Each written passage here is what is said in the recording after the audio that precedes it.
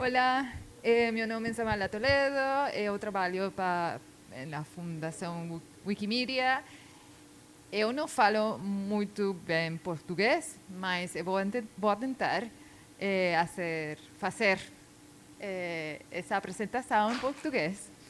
Eh, Paciência comigo. Eh, Boa noite a todos e todas. Eu me chamo Paulinho Mota, falo bem português. Zoando. E é um prazer estar aqui com vocês. Estou muito honrado com o convite. E eu acho que na minha fala eu prolongo um pouco mais o porquê que eu estou aqui e o porquê que eu acho que me chamaram para estar nessa sessão.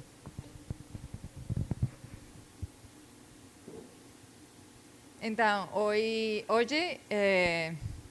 eu vou falar com você sobre quem decide o futuro da internet e por que você. Muito do que vou dizer hoje já ouvimos na manhã com Rodolfo e a professor Nelson. Então, isso é mais um reforço de muitas do que já ouvimos antes, o que é a governança da internet, quem são alguns dos principais atores aqui no Brasil, quais são algumas das questões mais relevantes para a fundação e o que eu acho que o movimento deve se interessar e alguns fóruns onde você pode se envolver também e aprender mais.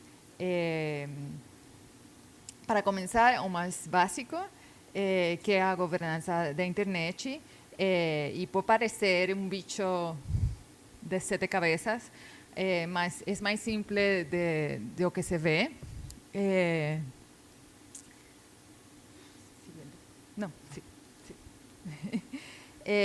Pensem em uma cidade, a governança da internet como uma enorme cidade. Para que ele funcione precisa de regras, de infraestrutura, de serviços básicos, de pessoas que decidem como tudo isso vai ser gerenciado. Seguinte. A governança da internet é exatamente esse conjunto de processos, princípios, regras, normas, programas que moldeam a evolução e o uso da internet. Seguinte. E é importante ressaltar que não existe um governo mundial. Seguinte. Não existe um governo mundial da internet. Em vez disso, ele é caracterizado por um modelo de múltiplos atores ou multissetorial. Isso significa que as decisões não são tomadas por um único país ou entidade, mas seguinte, por uma colaboração entre diversos grupos, ¿no? Gobiernos que definen leyes y políticas públicas, sector privado que es representado por empresas que construyen a infraestructura, fornecen servicios y desenvolven tecnología, sociedades civiles como las organizaciones no gubernamentales y activistas que defienden derechos e intereses públicos, o academia que fornecen pesquisas, estudios comparativos, apresentan pruebas y finalmente a comunidad técnica que são os engenheiros, desenvolvedores de software que garantem o funcionamento técnico da rede. Seguinte. Esse modelo pretende garantir que a internet seja aberta, segura e acessível para todas as pessoas, refletindo diferentes perspectivas e necessidades. Mas atualmente o modelo multilateral, em que as decisões são tomadas exclusivamente pelos estados, está ganhando cada vez mais terrenos nas discussões da internet, porque o modelo multisectorial é inconveniente demais para os governos e ainda mais a nível internacional, onde estamos assistindo que os estados, em discussões globais relacionadas à internet e às políticas digitais, estão cada vez mais pressionando para que essas questões sejam tratadas apenas ou principalmente pelos gobiernos, con poco envolvimiento de otros actores, quizás, tal vez excepto pelo sector empresarial. Siguiente. Agora vou falar um pouquinho sobre os setores da governança do Brasil. A verdade, creio que eu acho que é opinião geral mundial. Você tem um ecossistema de governança da internet bastante robusto e participativo, que reflete o óptimo modelo multisectorial. Alguns dos principais atores são, escutamos hoje, hay compañero acá también, Comité Gestor de Internet. No voy a falar muito desse ator, solo acrescentar que o CGI é um modelo único no mundo, responsável por estabelecer diretrizes e estratégias para o uso e desenvolvimento de Internet em Brasil. Também temos NIC.br, que já ouvimos que é o braço executor do CGI. Eu quero acrescentar sobre o Centro Regional de Estudos para o Desenvolvimento da Sociedade de Informação, o CETIC, que é uma referência regional em criação e produção de indicadores sobre acesso, uso e apropriação das TIC. É um grande centro de criação de conhecimento muito reconhecido na região. Do governo, vocês têm vários ministérios, comunicação, justiça, economia, mas também entidades governamentais como SECOM e órgãos reguladores como Anatel u outros atores que são importantes. No sector privado, tem empresas proveedoras de internet, como as telcos, como Claro, Vivo, Oi, ou prestadores regionais. Tem empresas de tecnologia, tem plataformas digitais como Facebook, Chiquichoqui. Sempre quise decir esto.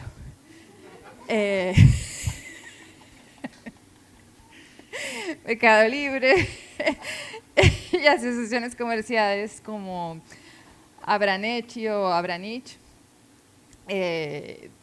Também tem muitas organizações da sociedade civil como Artigo 19, IDEC, Internet Lab, you name it. A Coalição das Direitos da Rede, tem muitas que fazem parte dessa coalição. E em academia, centros de pesquisa, universidades, e todas elas trabalham na defesa de direitos, na promoção e inclusão digital, na fiscalização de políticas públicas, na produção de conhecimento sobre a internet. De alguma forma, são a voz da cidadania e da pesquisa. E, por fim, temos a comunidade interna técnica, que trabaja na contribuição com seus conhecimentos técnicos às discussões sobre governança, onde há engenheiros, desenvolvedores de software, pesquisadores.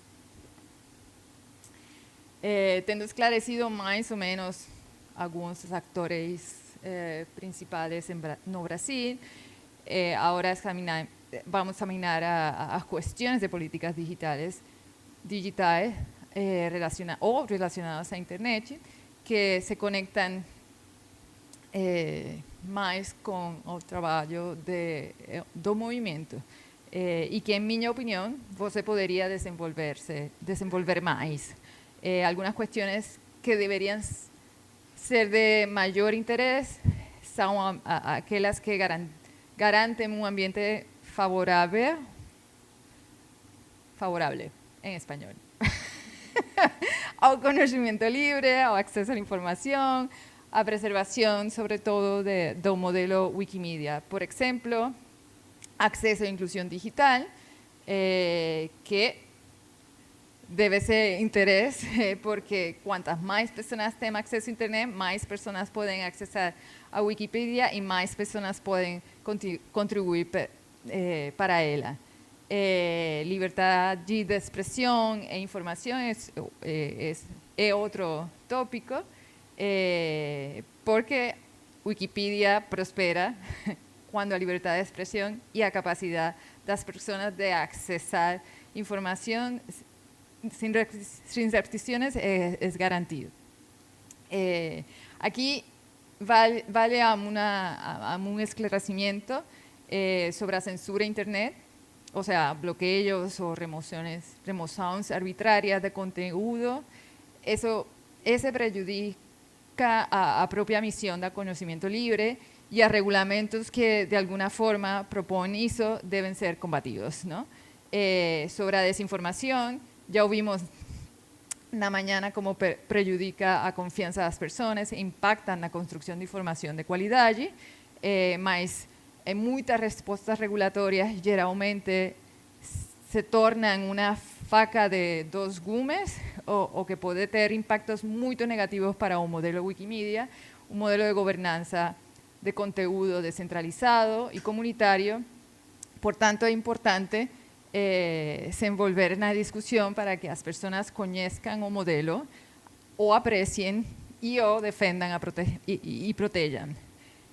Otro tópico es privacidad y protección de datos. Privacidad, claro que es esencial para que las personas se sientan seguras en contribuir y accesar al conocimiento. Por tanto, es importante monitorar esas discusiones para garantir que las leyes no enfraquezcan ese derecho o forcen a Wikimedia a colectar y divulgar indebidamente datos que colocarían en riesgo la seguridad de los lectores y editores de Wikipedia. Por supuesto, derechos autorales. Tal vez sea la cuestión que ustedes más conocen, en la cual más se envolve, por tanto no me voy a alongar mucho. En términos gerais, defendemos un sistema de derechos autorales que no restrinja a troca de conocimiento, mas aquí vale a pena hacer un esclarecimiento. Esa discusión no es solo apenas parte de las leyes de derechos autorales, mas también parte de las conversas sobre inteligencia artificial y la regulamentación de plataformas. Por tanto, también son cuestiones a ser observadas. Otro tópico importantísimo, al menos para mí, regulamentación de plataformas. Aquí hablamos sobre leyes que buscan intervenir en la operación de las principales plataformas digitales, especialmente redes sociales, para tratar cuestiones como desinformación, contenido ilegal, transparencia, moderación de contenidos, etc. Y en esa discusión debe ser importante para nosotros porque, embora a Wikipedia no sea una red social, él es una plataforma digital que lidia con contenido y moderación de contenido.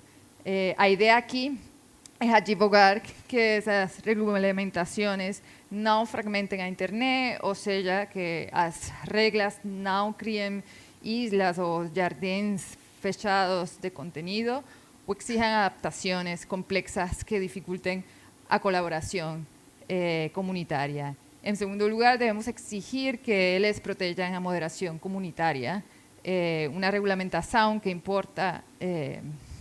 imponga a remoción rápida o automática de contenido, por ejemplo, podría perjudicar ese modelo de autonomía de los editores. Por tanto, precisamos garantir que Wikipedia no sea tratado como una red social. No somos y no operamos iguales.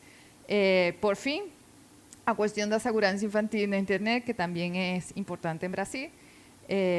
O que decir aquí, além de que las políticas destinadas a proteger las crianças online son importantes, mas tenemos que trabajar para que ellas no coloquen en riesgo la privacidad de lectores y editores de Wikipedia, imponiendo medidas que nos forcen a verificar la edad de los usuarios, porque eso significa que nos forza a colectar datos sensibles y personales de las personas o otras medidas que impongan bloqueo o filtraje de contenido que prejudicarían ao modelo Wikimedia.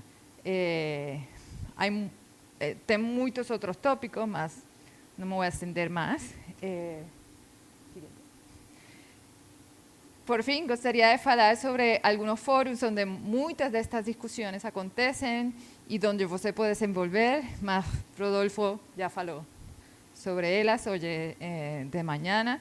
Só acrescentar que há muitas outras maneiras de desenvolver em questões de governança internet, por exemplo, participando em consultas públicas de entidades gubernamentales e até mesmo CGI, monitoreando o que está acontecendo nos congressos federais e estaduais, construindo relacionamento com os principais atores da governança e assim por diante. E já, com isso termino. Muito obrigado por assistir a esta apresentação. Sobrevivi ao português.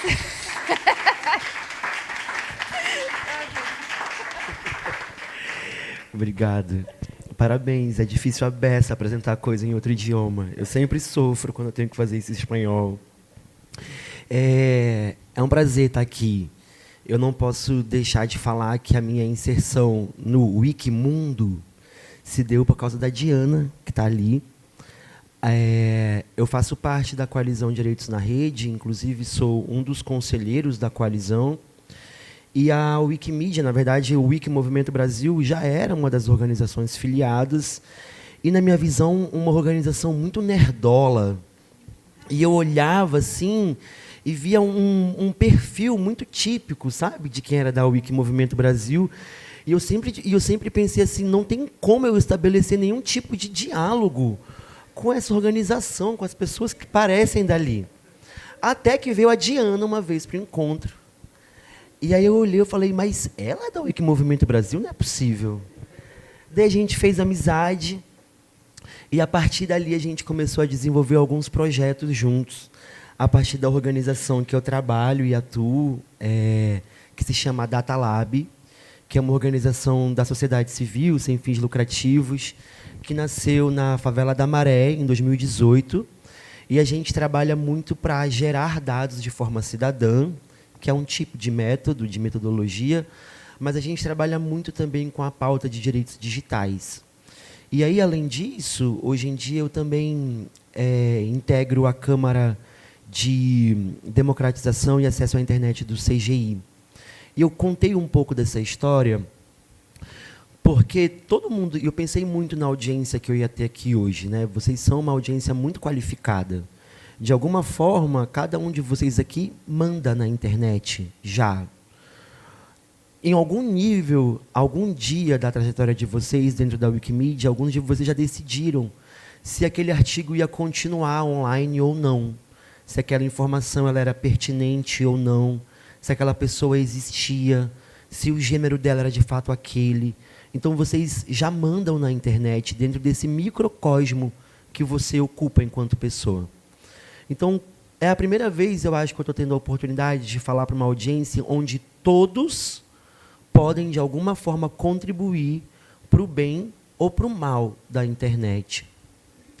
E aí, quando eu comecei a refletir sobre isso, eu comecei a me perguntar, então, qual que seria a minha experiência do meu histórico que eu poderia contribuir para uma audiência tão qualificada da importância de como que a gente pode ou não mandar na internet. A Wikimedia, obviamente, ela é estruturada e ela se forma em cima da internet, certo? Isso é óbvio, isso é lógico. E eu queria fazer uma pergunta muito honesta para vocês. Eu vou pedir para vocês levantarem a mão, não fiquem com vergonha da resposta. Quantos de vocês sabem que a norma 4 da Lei Geral de Telecomunicações foi extinta pela Anatel? A gente não tem 50% das mãos levantadas. Obrigado. Isso revela muito do que eu quero falar hoje.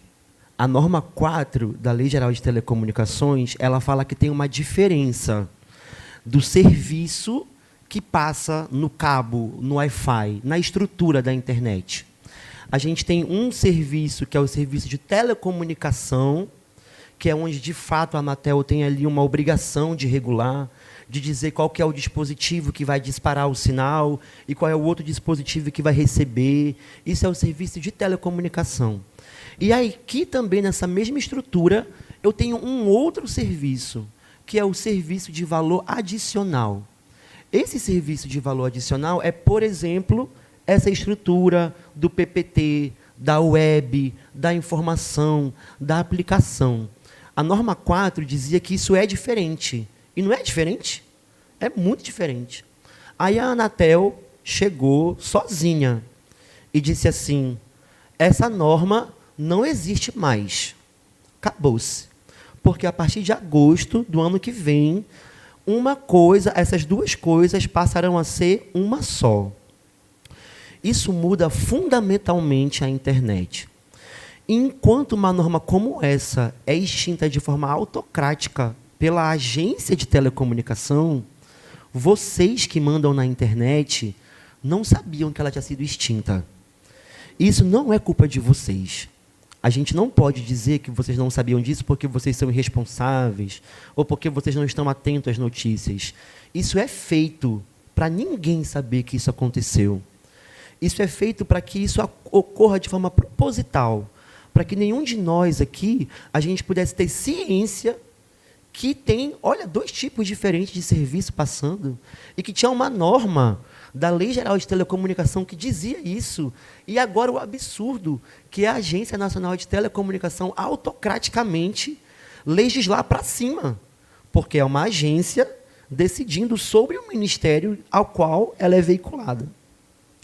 Quando eu seto essa avaliação, esse contexto do porquê que vocês não sabiam disso, que é porque é feito para ser assim, para ser difícil, para ser inacessível, para ser inalcançável, para não ser debatido, essa razão é a mesma razão também da qual foi tão difícil colocar 10 iniciativas de soberania alimentar na Wikipédia. A gente passou um dobrado para fazer com que 10 iniciativas que combatem a fome, ou seja, que contribuem para a soberania alimentar de dentro da maré, foi uma dificuldade de colocar elas dentro do ambiente que vocês decidem. Por quê? Porque toda regra que é universal e todo padrão que é rígido, ele é discriminatório e ele é feito para excluir as pessoas. Então, aqui eu estou apresentando na minha fala um conceito-chave do porquê que vocês já mandam na internet e porquê que a gente, então, porque eu estou incluso dentro desse ambiente, desconhece tanta coisa e legisla e opera a favor de diversas e múltiplas discriminações. Porque a gente, enquanto técnicos, enquanto tecnicistas, enquanto operadores, editores, revisores, cientista de dado, jornalista, a gente é levado a acreditar que o melhor é quando a gente alcança um padrão, um modelo, uma diretriz de operação. Toda vez que a gente se convence desse sistema, a gente está sendo igual mesmo à Anatel, que de forma autocrática suspende uma norma.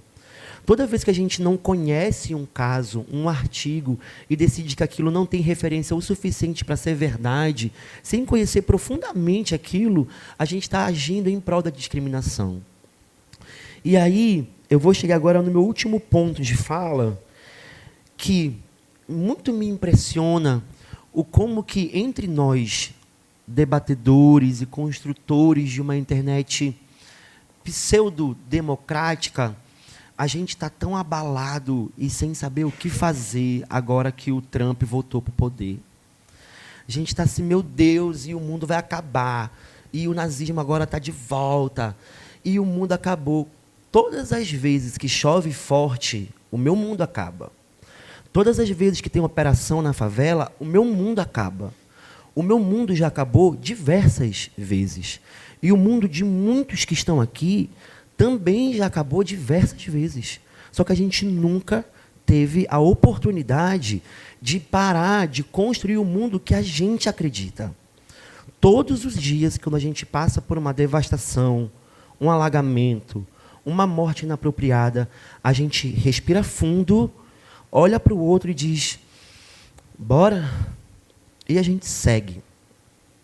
Então, o ponto da minha fala toda é que, agora fazendo um círculo em tudo que eu falei, é de convencer vocês o quanto de poder cada um aqui tem na sua mão e na sua cabeça.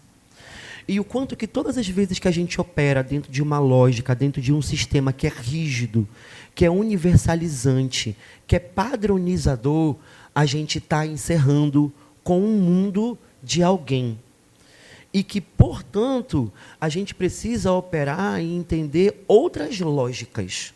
Uma lógica, talvez, por exemplo, baseada do cuidado, da consideração, de perguntar mais uma vez, de ligar, de mandar uma mensagem, porque o mundo ele vai continuar se acabando, mas a gente tem a oportunidade diária de seguir reconstruindo o mundo que a gente acredita. Acho que é isso. Obrigado. Boa noite. Tem uma rápida observação, porque depois há uma pergunta. A observação vai mais para você. O que eu tinha entendido dessa história da Anatel é que não tem um real impacto sobre a internet. É uma questão fiscal lá que vai envolver. Então, talvez algum esclarecimento, mas até onde eu entendi da coisa, não vai ter impacto nenhum na vida, no funcionamento real da rede. A outra pergunta, mais com relação à questão do funcionamento da internet, particularmente do que a gente fala, às vezes, do Brasil como um modelo, um exemplo, o que realmente tem de consequência pro real do modelo brasileiro? Fora ter um orçamento especial aí na mão do CGIBR, que é distribuído para uma série de atividades interessantes, mas em termos realmente da regulação, do funcionamento da internet no Brasil, eu não vejo ela como diferente do funcionamento da internet na Argentina, na Colômbia, no México, nos Estados Unidos, na França. Tudo bem, na China é um caso à parte, mas a gente fala às vezes que o Brasil tem um modelo especial, um modelo bacana, mas não vejo consequência especial nenhuma desse modelo. Eu vejo muita performance, talvez, mas consequência real, qual que é? Talvez eu não também. É uma provocação também, mas enfim, fica a pergunta. Obrigado. Obrigado pela pergunta. São duas perguntas ótimas. A extinção da norma 4, ela foi justificada pela Anatel como sendo um problema na fiscalização dos impostos. E aí, por isso, a extinção precisa acontecer para que se tenha uma coleta, de fato, fidedigna ao que está sendo passado na estrutura. Só que qual que é o pulo do gato? Que sempre tem o pulo do gato. O serviço de valor adicionado, por ser um serviço de internet, ele obrigatoriamente está debaixo do CGI, que é um colégio multissetorializado, como a Amália bem explicou. E, por isso, precisa passar pela decisão, pelo crivo, pela opinião desse colegiado como um todo. Quando a Anatel extingue a norma 4, a Anatel faz assim, da mesma forma como eu regulo e eu decido sobre a estrutura de telecomunicação, como não tem mais diferença, agora eu, Anatel, decido sobre o valor adicionado. Então, a consequência prática é que vai vir para a mão da Anatel a decisão se o que você acabou de falar é desinformação ou não. Vai vir para a mão da Anatel a decisão sobre o que pode ser postado, o que pode ser colocado, o que pode ser mantido na rede. Então, o discurso da Anatel é disfarçado de uma justificativa tributária, só que, na verdade, ela é um manejo político para trazer para dentro da agência a regulação e um mando sobre a internet. E esse é um movimento que tem sido feito pela Anatel já desde 3 anos, que a gente tem visto isso acontecer, e principalmente porque a estrutura que manda na Anatel, ela é um braço do setor privado. Então, os diretores das grandes telecom e das grandes operadoras de telecomunicação migram para a Anatel, e depois as pessoas que também ocupam cargos de chefia da Anatel voltam para essas estruturas de telecomunicação, como aconteceu com o exemplo prático do coordenador de informações do DataSUS, o antigo coordenador e diretor, que foi quem decidiu que toda a infraestrutura do DataSUS iria rodar na Amazon, e que agora, depois, ele sai e é contratado por quem? Pela Amazon. Então, essa é a justificativa. E aí, qual que seria, de fato, uma boa consequência, né, do modelo multissetorial do Brasil? Na teoria não, na prática, toda decisão do CGI, ela só é passada, ela só é comunicada, ela só é implementada através de consenso. Não existe a possibilidade do CGI comunicar algo ou decidir algo se, por exemplo, o terceiro setor ou se a academia disser não, a gente não concorda com isso. Isso, de alguma forma, na época que foi estabelecido, seria um mecanismo de travar decisões que não fossem pró-democráticas, né? E é por isso que, hoje em dia, esse mínimo de acordo é o que fez, por exemplo, a gente conseguir navegar de uma forma muito ruim durante o último período eleitoral e que teve uma tentativa de articulação onde a estrutura da internet pudesse servir à máquina de desinformação. Então, esse é um exemplo concreto disso. Entretanto, existem muitas críticas que eu, inclusive, faço sobre o real bom uso do multissetorialismo, porque ele é uma técnica e uma metodologia baseada em quem já tem o poder. Então, enquanto a gente, população desfavorecida, discriminada, não tem voz, não tem representação e não tem também consideração de fala, o modelo multissetorial ele finge ouvir a todos, considerar todas as opiniões, mas não regula com uma diretriz ou um princípio de equidade. Tanto que, por exemplo, agora, no PL de inteligência artificial, que o modelo que se tem se defendido, inclusive o próprio CGI tem defendido, que é o PL 2338, que agora saiu do Senado e voltou para a Câmara dos Deputados, esse PL coloca o reconhecimento facial, que é uma tecnologia eugenista, dentro de um campo de exceção. Veja, então, o modelo multissetorial, ele nem sempre vai fazer aquilo que, na teoria, ele foi proposto, porque esse modelo está fazendo silêncio quando defende um projeto de lei que é eugenista, né, e que mata a gente preta no Brasil. Então, eu acho que a performance, eu acho que tem muito mais a ver com que a prática, mas ele é um pouco do mínimo que a gente consegue. Voy a falar espanhol, no puedo pensar a respuesta en portugués. Si comparo lo que sucede en Brasil frente a lo que sucede en Colombia, donde vivo, cielo a la tierra. Cielo a la tierra, y eso se debe al papel que juega el CGI. Totalmente. Si bien tiene sus limitaciones y tiene sus problemas, como compartió acá el compañero, el hecho de que exista un comité que se sienta, consensúa y llega a producir posicionamientos, estudios, conceptos técnicos que sirven para la discusión es mucho más de lo que no hay ni en Argentina, ni en Colombia, ni en México, ni en ningún lugar. Y eso ya es ganancia. Por eso es que se identifica este modelo como uno muy positivo y con mucho reconocimiento internacional, porque es un modelo que junta diferentes partes con diferentes necesidades, con diferentes intereses y las sienta a dialogar para llegar a consensos que sirven para influir en el desarrollo de Internet en el país. Y de ahí es que está, para mí, la importancia del modelo brasilero frente a lo que no existe en ningún otro lugar.